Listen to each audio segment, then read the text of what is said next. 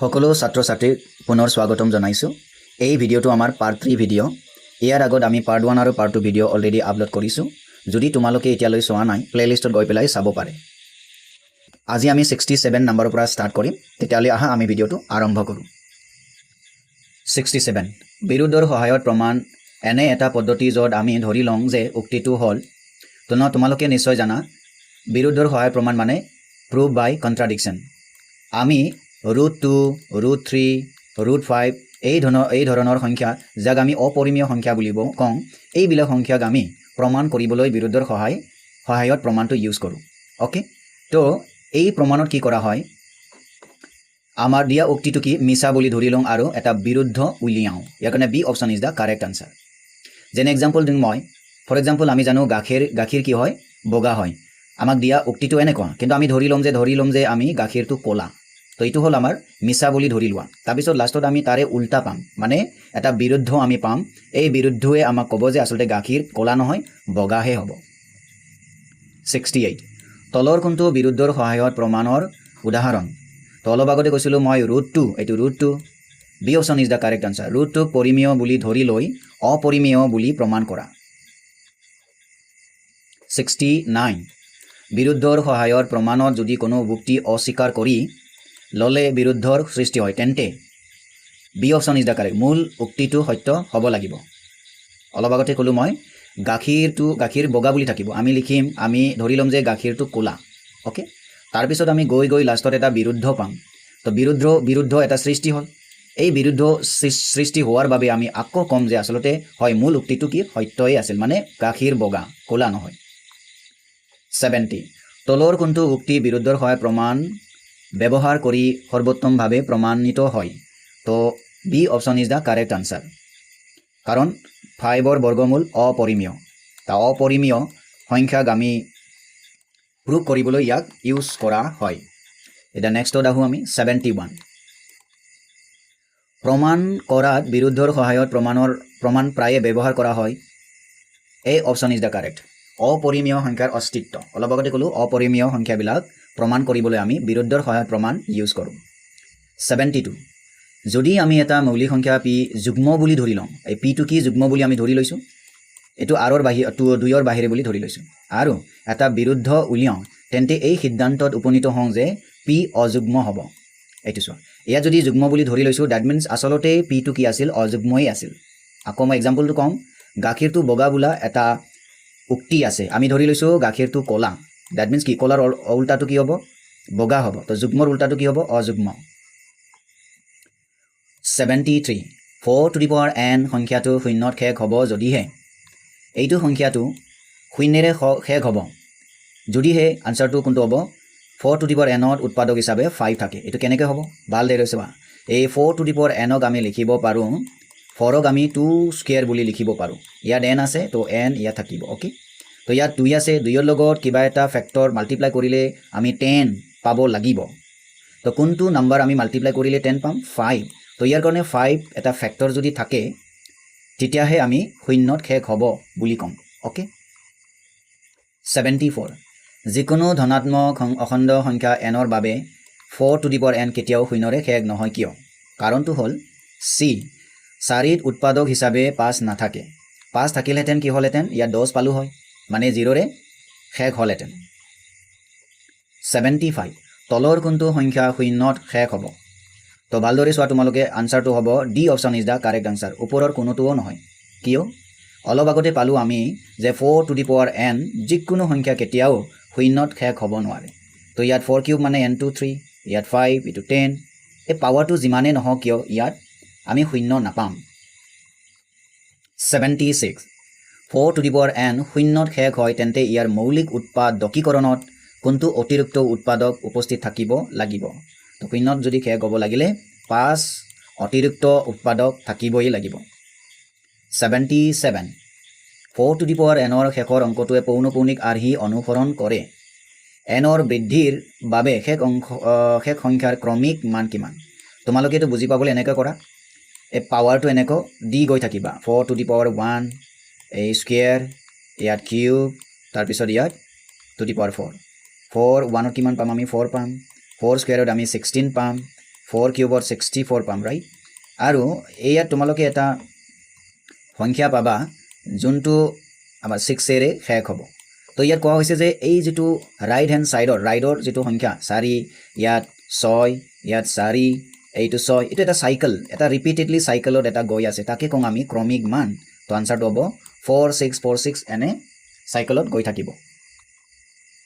78 4 to the power n 10 এৰে হৰণ যায় তেন্তে n হ'ব লাগিব এইটো D option is the correct অসম্ভৱ এটো কেতিয়াও 10 এৰে হৰণ না যায় কাৰণ এই আড আমাৰ 0 কেতিয়াও 0 ৰে কেতিয়াও শেষ নহয় কাৰণ ইয়াত 5 উৎপাদক হিচাপে না থাকে তো যেহেতু 4 to the power n কেতিয়াও 10 এৰে হৰণ কৰিব নোৱাৰি 79 এটা যৌগিক সংখ্যা অদ্বিতীয় কাৰণ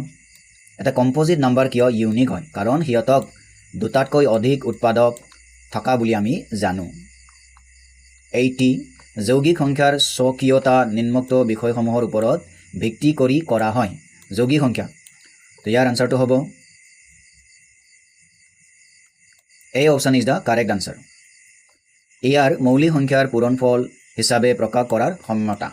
ইয়াক মৌলিক সংখ্যাৰ পূৰণফল হিচাপে আমি প্ৰকাশ কৰিব পাৰো ইয়াৰ কাৰণে ইয়াক আমি এইটো ভিত্তি কৰি কৰা হয় বুলি কোৱা হৈছে 81 পাটিগণিতৰ মৌলিক উপপাদ্যত কোৱা হৈছে যে প্ৰতিটো যৌগিক সংখ্যাক অদ্বিতীয়ভাৱে এইদৰে প্ৰকাশ কৰিব পাৰি কেনেকৈ দুটা মৌলিক সংখ্যাৰ যোগফল নহয় মৌলিক সংখ্যাৰ পূৰণফল B option is the correct answer 82 মৌলিক উৎপাদকীকৰণৰ কৰণ হৈছে এটা সংখ্যাক এইদৰে প্ৰকাশ কৰাৰ প্ৰক্ৰিয়া আনসাৰটো হ'ব মৌলিক সংখ্যাৰ পূৰণফল মানে প্ৰাইম ফেক্টৰাইজেশ্যন আসলে কি বুলি কৈছে মই যদি এটা এক্সাম্পল লওঁ 6টো হ'ল আমাৰ এটা সংখ্যা ইয়াক যদি প্ৰাইম ফেক্টৰাইজেশ্যন কৰিলে আমি 2 into 3 পাম দ্যাট মিন্স 2 আৰু 3টো মৌলিক সংখ্যা এই মৌলিক সংখ্যা দুটাক আমি পূৰণ কৰিলে এগেইন আমি 6 পাওঁ তাকে কোৱা হয় মৌলিক সংখ্যাৰ পূৰণফল আকৌ যদি মই লওঁ 8 এইটো এটা কি হয় কম্পোজিট নাম্বাৰ ইয়াক আমি 2 2 3 বাৰ যদি মাল্টিপ্লাই কৰোঁ তেতিয়া আমি 8 পাম দ্যাট মিন্স আমি যৌগিক সংখ্যা কি কৰিছো এই মৌলিক সংখ্যাৰে আমি মাল্টিপ্লাই কৰি পেলাই পূৰণফল হিচাপে আমি তাক দেখাব পাৰিছো তলৰ কোনটো সংখ্যাৰ মৌলিক উৎপাদকীকৰণ এইটো চোৱা আমাৰ উৎপাদকীকৰণত দিয়া আছে 2 কিউব মানে আমি জানো 8 বুলি জানো এইফালে 3 স্কয়াৰ মানে আমি 9 বুলি জানো তেতিয়ালে মাল্টিপ্লাই কৰিলে আমি 72 পাম ইয়াৰ কাৰণে 72 ৰ এইটো উৎপাদকীকৰণ 84 90 ৰ মৌলিক উৎপাদকীকৰণ হল 90 যদি আমি 19ক যদি আমি প্ৰকাশ কৰিব লাগিলে কিমান পাম 3 স্কয়াৰ পাম আৰু ইনটু 2 into 5 মানে 10 into ইফালে 9 90 that means option A is the correct answer okay 85 মৌলিক উৎপাদকীকৰণ ব্যৱহাৰ কৰিলে 26 আৰু 36 ৰ লসাগু কিমান হ'ব ইয়াৰ কাৰেক্ট আনসাৰটো হ'ব 72 কিয়নো 24ক আমি কেনেকৈ লিখিব পাৰো 24ত আমি লিখিব পাৰো 2 কিউব মানে 8 এফালে কি আহিব আমাৰ 3 এটা আহিব 36 মানে আমি কি লিখিব পাৰো 36 মানে 3 স্কয়াৰ মানে 9 into 4 কিমান হ'ব 36 ৰাইট 4 হলে 2 স্কয়াৰ তো এলসিএম লাগিলে আমি এই কমনৰ হাইয়েস্ট পাৱাৰটো লওঁ তো 2 কিউব হ'ব এফালেও 3 আৰু 3 স্কয়াৰ কমন কিন্তু হাইয়েস্ট পাৱাৰ থকাটো কমন লওঁ তো আমাৰ কি হ'ব 3 স্কয়াৰ হ'ব তো 3 স্কয়াৰ মানে 9 এফালে 8 9 8 যা কিমান 72 ওকে তো ইয়াৰ কাৰণে 72 ইজ দা কাৰেক্ট আনসাৰ 86 যদি কোনো সংখ্যাৰ মৌলিক উৎপাদকীকৰণ এনেকৈ হয় তেন্তে সংখ্যাটো কি হ'ব তো আমি জানো 2 কিউব মানে 8 এফালে 5 স্কয়াৰ মানে হল 25 দ্যাট মিন্স 8 আৰু 25 যদি আমি মাল্টিপ্লাই কৰোঁ কি পাম আমি 8 5 যা 40 40 হলে 4 এফালে 16 আৰু 4 লগত 200 B option is the correct answer মৌলিক উৎপাদকীকৰণ ব্যৱহাৰ কৰিলে 56 আৰু 98 HCF কিমান হ'ব তো 56 ৰ যদি আমি মৌলিক উৎপাদকীকৰণ ব্যৱহাৰ কৰোঁ কিমান পাম 56 মানে 8 7 যা দ্যাট মিন্স 8 মানে 2 কিউব পাম আমি এফালে 7 পাম আৰু 96 মানে কিমান পাম আমি এফালে সরি 98 মানে কিমান পাম আমি 49 into 2 পাম 49 মানে হল আমাৰ 7 স্কয়াৰ তো HCF ওলাব লাগিলে তেতিয়ালে আমি লয়েষ্ট সৰি আটাইতকৈ সৰু কমনটো লম তো 2 কমন ললে 2 এই 2 আহিব আৰু 7 7 ৰ লয়েষ্টটো ললে কোনটো আহিব 7 টো আহিব দ্যাট মিন 2 7 যা কিমান হ'ব 14 88 p যদি 7 হয় a যদি 14 হয় তেতিয়ালে p a স্কয়াৰক হৰণ কৰে নে নকৰে তো ভালদৰে চোৱা a স্কোয়াৰ মানে আমি ইয়াত যদি স্কোয়াৰ কৰি দিওঁ 4 স্কোয়াৰ মানে কিমান ওলাব 196 ওলাব এতিয়া 196ক আমি যদি 7 ডিভাইড কৰিব লাগিলে এটো ডিভাইড যাবনে বাৰু এক্স্যাক্টলি যাব ওকে তো ইয়াৰ কাৰণে হয় কৰে বুলি হ'ব option A will be correct 89 p এটা মৌলিক সংখ্যা বুলি দিয়া আছে আৰু p এ a স্কয়াৰক হৰণ কৰে তেন্তে তলৰ কোনটো সত্য হ'ব লাগিব কোনটো সত্য হ'ব লাগিব a হৈছে পিওর গুণিতক exactly a option is the correct answer p এ যদি a স্কয়াৰক হৰণ কৰিব পাৰে তেতিয়ালে আমি পাইছিলো যে p এ a ক হৰণ কৰে দ্যাট মিন্স a কি হ'ব লাগিব a পিওর কি হ'ব লাগিব গুণিতক মানে মাল্টিপল হ'ব লাগিব মাল্টিপল হলেহে ডিভাইড কৰিব পাৰে ফৰ এক্সাম্পল কৈছো মই a যদি 10 হয় বা a যদি 25 হয় মই যদি p ক যদি 5 ধৰি লম তেতিয়ালে 5 এ 25 ক ডিভাইড কৰিব দ্যাট মিন্স 25 টো কি হ'ব 5 ৰ গুণিতক হ'ব মানে মাল্টিপল কোৱেশ্চন নম্বৰ 90 p এটা মৌলিক সংখ্যা আৰু p এ a স্কয়াৰক হৰণ কৰে তেন্তে তলৰ কোনটো সত্য হ'ব লাগিব বুলি ক'ব নোৱাৰি মানে নট নেসেসাৰিলি তো অপশন ইয়াত আছে a p এৰে হৰণ যায় এবসলিউটলি কাৰেক্ট a স্কয়াৰ টো পূৰ্ণ বৰ্গ হ'ব এক্স্যাক্টলি হ'ব কাৰণ a টো যদি মই ধৰি লওঁ a টো 5 তেতিয়া a স্কয়াৰ কৰিলে কি পাম আমি a স্কয়াৰ কৰিলে এক্স্যাক্টলি 25 পাম তো 25 টো কি হ'ব পূৰ্ণ বৰ্গ c a এটা মৌলিক সংখ্যা হয় a এটা মৌলিক কি হ'ব এইটো চাও মই 5 ধৰি লৈছো 5 টো কি এটা মৌলিক সংখ্যা হয় তাৰপিছত a এটা যুগ্ম সংখ্যা তো মনত ৰাখিবা a টো যুগ্ম হ'ব লাগিব বুলি কোনো কথা নাহে অযুগ্ম হ'ব পাৰে তো ইয়াৰ কাৰণে D option is the correct answer মানে হবই লাগিব বুলি ক'ব নোৱাৰি 91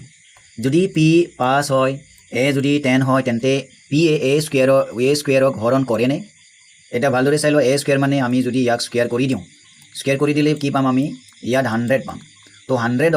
আমাৰ p কি আছিল 5 এ ডিভাইড কৰে নে এক্স্যাক্টলি ডিভাইড কৰে ইয়াৰ কাৰণে হয় ডিভাইড কৰে 92 যদি a সংখ্যা এটাক b এৰে হৰণ কৰা হয় তেন্তে ভাগফল q আৰু ভাগশেষ r ৰ বাবে কোনটো সমীকৰণটো সিদ্ধ হয় তো B option is the correct answer তো মনত ৰাখিবা তেনেকৈ দিয়া থাকিলে সদায় +2 মনত ৰাখিবা এ মাইনাস থাকাবিলাক ইনটু থাকাবিলাক আৰু ডিভিজন থাকাবিলাক নহয় তো বি অপশন ইজ দা শুদ্ধ অপশন 93 যদি কোনো সংখ্যা আন এটা সংখ্যাৰে সঠিককৈ হৰণ যায় তেন্তে ভাগশেষ কিমান হ'ব ভাগশেষ 0 হ'ব কাৰণ মই যদি লওঁ 15 তাক যদি মই 3 ৰে যদি হৰণ কৰো তেতিয়ালে সঠিককৈ যাবনে হৰণ যাবনে যাব এক্স্যাক্টলি যায় দ্যাট মিন্স আমি 15 ইয়াত পাম মাইনাস কৰিলে ভাগশেষ কিমান ৰব 0 ৰব 94 125 ক 23 ৰে হৰণ কৰা হয় তেন্তে ভাগফল কিমান হ'ব তো 23 ৰে ইয়াক যদি ডিভাইড কৰিব লাগিলে 5 বাৰ ম্যাক্সিমাম 5 বাৰ যাব ইয়াৰ কাৰণে ভাগফল কিমান হ'ব 5 হ'ব 95 98 ক 7 ৰে হৰণ কৰা হয় তেন্তে ভাগশেষ কিমান হ'ব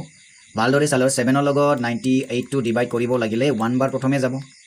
7 1 যা 7 তাৰপিছত 28 ৰৈ যাব বা 28 টো আমি 7 4 যা 28 এক্স্যাক্টলি ভাগশেষ কিমান হ'ব 0 হ'ব 96 কোৱেশ্চন যদি n সংখ্যা এটাক 3 ৰে হৰণ কৰা হয় তেন্তে ভাগশেষ 2 বাকিৰে 3n + 3 ক যদি 3 ৰে হৰণ কৰিলে ভাগশেষ কিমান হ'ব তো মনত ৰাখিবা এই লাষ্টৰটো কি হয় আমাৰ ভাগশেষ r হয় তো এই ভাগশেষক যদি আমি 3 ৰে হৰণ কৰিলে কিমান বাৰ যাব আৰু ভাগশেষ কিমান হ'ব আমি জানো 3 ৰে 3 ক ডিভাইড কৰিলে 1 যায় দ্যাট মিন্স আমাৰ ভাগশেষ 0 হ'ব 97 যদি x সংখ্যা এটাক 5 ৰে হৰণ কৰা হয় আৰু ভাগশেষ 4 বাকিৰে তেন্তে 2 টাইমছ অফ x ক 5 এ হৰণ কৰিলে ভাগশেষ কিমান হ'ব এটো আমি এনেকৈ কৰিব লাগিব x সংখ্যা মানে x = 5 এৰে হৰণ কৰিছে দ্যাট মিন্স 5 কিবা এটা ইয়াত পাম আমি ভাগশেষ কিমান ৰৈছে 4 ৰৈছে ওকে এতিয়া আমাক লাগে টুৱাইস x মানে 2 টাইমছ এতিয়ালে দুই ফালে আমি 2 এৰে মাল্টিপ্লাই কৰিলে কিমান পাম এফালে 2 এৰে মাল্টিপ্লাই কৰিলে 10k পাম আৰু এফালে কিমান পাম 2 এৰে 4 মাল্টিপ্লাই কৰিলে 8 পাম এতিয়া আমি এই 8ক আমি 5 এৰে ডিভাইড কৰিব লাগিব দেই কিয়নো ইয়াক আমি কৈছে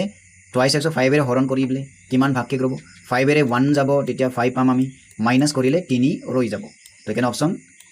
A is the correct answer 98 এটা পৰিমেয় সংখ্যা আৰু এটা অপৰিমেয় সংখ্যাৰ যোগফল সদায় আনসাৰটো হ'ব পৰিমেয় আৰু অপৰিমেয় এটা কেনেকৈ হয় পৰিমেয় মানে হল ৰেশনাল নাম্বাৰ ধৰি ললো 2 টো এটা ৰেশনাল নাম্বাৰ আৰু এটা অপৰিমেয় সংখ্যা ধৰি লোৱা হ'ল √2 তেতিয়া কি পাম আমি সদায় এইটো অপৰিমেয় সংখ্যা পাম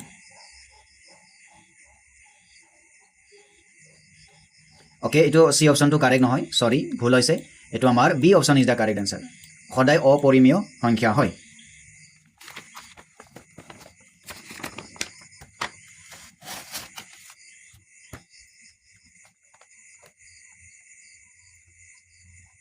$99 22/7 দশমিক বিস্তাৰ কি হ'ব ইয়াত কি আছে আমাৰ 7 আছে তো ইয়াৰ কাৰণে কি হ'ব নিৰৱধি আৰু পৌনঃপুনিক হ'ব 100 দুটা অপৰিমেয় সংখ্যাৰ পূৰণফল সদায় অপৰিমেয় দেই অপৰিমেয় সংখ্যা যদি আমি পূৰণফল কৰোঁ তেতিয়া মনত ৰাখিবা C option is the correct পৰিমেয় আৰু অপৰিমেয় দুয়োটা কেতিয়াবা পৰিমেয় হ'ব পাৰে কেতিয়াবা অপৰিমেয় for example square root of আমি যদি স্কয়াৰ ৰুটেৰে যদি মাল্টিপ্লাই কৰোঁ দুটাওতো অপৰিমেয় সংখ্যা মাল্টিপ্লাই কৰিলে কি পাম আমি 2 পাম 2টো কি হ'ব পৰিমেয় হ'ব বাট কেতিয়াবা তুমি যদি এনেকৈ কৰা √3 আৰু √5 লগত যদি মাল্টিপ্লাই কৰা দুটাওতো অপৰিমেয় মাল্টিপ্লাই কৰিলে কিমান পাবা √15 পাবা তো √15 টো কি হয় আমাৰ অপৰিমেয় ইয়াৰ কাৰণে C option is the correct answer তো আজিৰ ভিডিও আমি ইমানতে সামৰিছোঁ